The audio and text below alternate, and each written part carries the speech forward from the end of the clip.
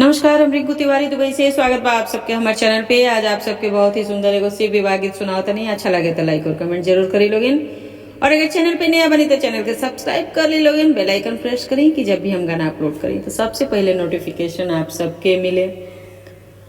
हाथ जोड़ी ब्रह्मा जी से पूछली गौरा दे के करा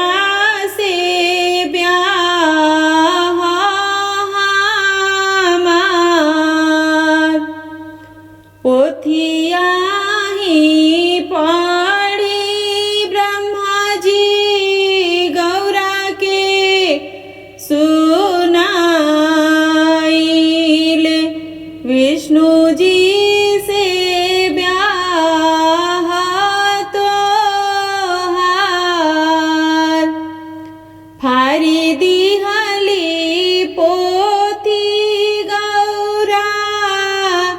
तुरेली जाने हो शिवजी से ब्याह हमार नया पोथी कीनी ब्रह्मा जी पोथिया विचारिले शिवजी से लिखल तोहर ब्याह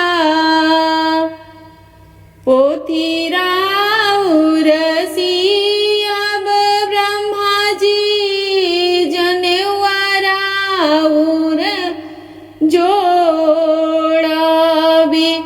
शिवजी से करवनी मोरा ब्याह साजी बारात शिवजी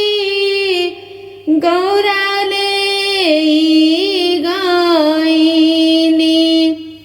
ले गईनी बासा चढ़ाई जब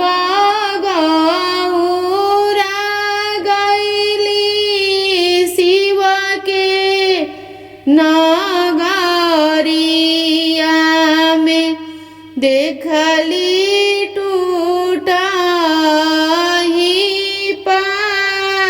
पालान शिवजी के घर नाही